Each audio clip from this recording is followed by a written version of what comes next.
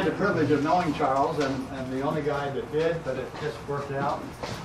I worked at a local television station. They said there's a VIP up at the Holiday Inn. Go up and talk to him. I said, well, who is he?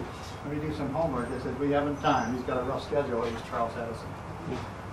And he told me this story. And let me tell you something else he told me. The last question on the film interview for this television. I said, what do you remember most about your dad? He said, I'm very proud to answer the question. And I said, I hope it's not a cornball question. He said, it is not. I'd love to answer it. My dad, all by himself, changed the face of the earth. There was a son very proud of his father. With all those inventions that this made life easier. And I just got about 3 rows of goose pimples when he told me that. That was 1966, 30 years ago. That's when I came to Portland. All right, he caught this fish. He was 12 years old. The fish was longer than he was. And he told me this story. He was up front bothering his parents. And they said, Charles, get in the back of the boat and you're scaring the fish up here. And he was loud. So he went back, and a minute later he yelled. He hooked this big fish and it was running with him. Now the boat was going too.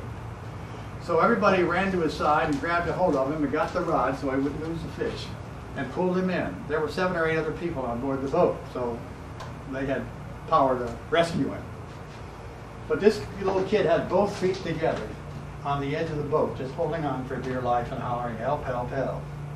Well, then he told me that we had to put gloves on, and I said, why gloves? He says, to pull in the fish. He said, what are you talking about? He says, well, in those days, your line was made out of wire, and you had to put gloves on because you pulled the fish in end over end.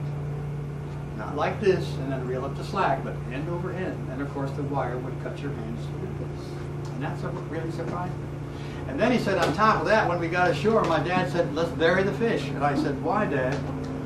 He said, well, the Pathé Newsreel Company is going to be here in 2 days. I don't want to have to admit to them that you caught a fish bigger than I did. These were his fathers out here on the corner. You saw them as you go over the board.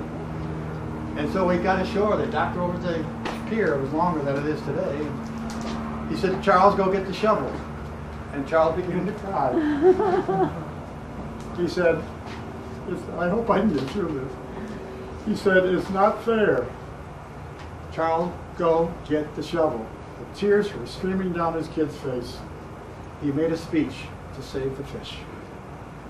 Now, he went on to become the governor of New Jersey, so call this his first political speech. I quote you word for word. I've never forgotten. Dad, I did something today that I know I'll never do again in my entire life.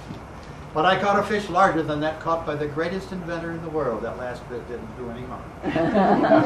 He said, but because I did and I'm your son, that's no reason to take my fish away. If the situation was reversed, I wouldn't take your fish away. Edison was so taken back that he gave in. And you get to see the fish.